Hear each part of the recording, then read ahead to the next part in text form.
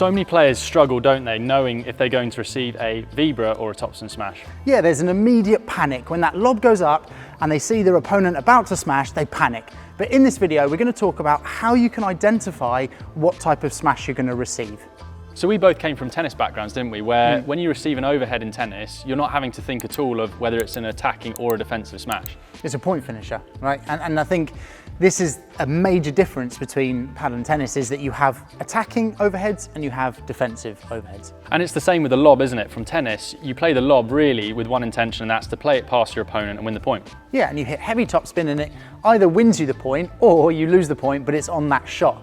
Whereas here in paddle, you need to understand as soon as you hit that lob, what type of depth it's going to be and whether you're going to get attacked or it's good enough and they might defend with their smash. So you need to get this feeling as soon as you've hit your lob, you need to get an understanding of, is that a good lob or a bad lob? Yeah, and as a paddle player, it's all about anticipation, isn't it? Once you've hit that shot, it's anticipating, is it a good lob, is it a bad lob, and what sort of response you're going to receive.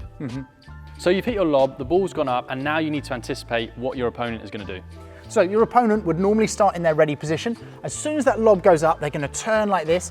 And if they're going to hit a bandeja, this arm should be going up a little bit higher like this. This arm will come up here. And you can see this is a position for a bandeja, a more defensive overhead.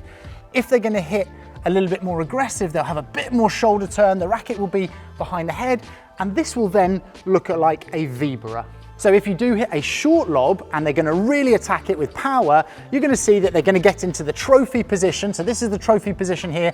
And from here, they're likely either to hit a topspin smash, probably at a higher level, or a flat smash at a slightly lower level. But it is going to be the power smash. So one of the most common things we see in recreational players is them running back for a smash and then looking like they're going to contact behind them. Yeah, and we often see this with like the shoulders a little bit open, they contact behind, and that means you're going to get a loopy ball on your side that you could either approach on immediately or at least on that next ball find a gap in front of them because their body weight will be going in the wrong direction. So if you see that, you think, get forward and attack. Yeah, here's my chance.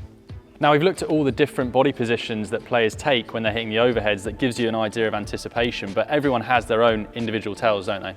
Yeah, and also it's really important to consider what has happened in your match. If your opponent has smacked every single smash that they've got, then you can expect that to continue and therefore you can prepare for that on your side. So if you're going up against a tennis player, you can automatically assume that they're going to be coming on with a tennis smash and they're likely going to be hitting their smashes with topspin straight away, aren't they? Yeah, and if you look at the body position that we already talked about, that trophy position that they get into is really, really common for tennis players. They get straight into that and you can see that you're going to receive a hard smash and you move up the court and can immediately attack them back. So that's a tip for you guys. If you are playing against tennis players, already you should be thinking they're probably going to be hitting a lot of their smashes hard.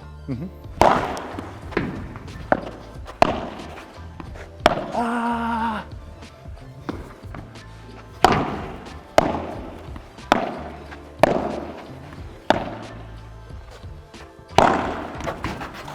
Yay! Yes!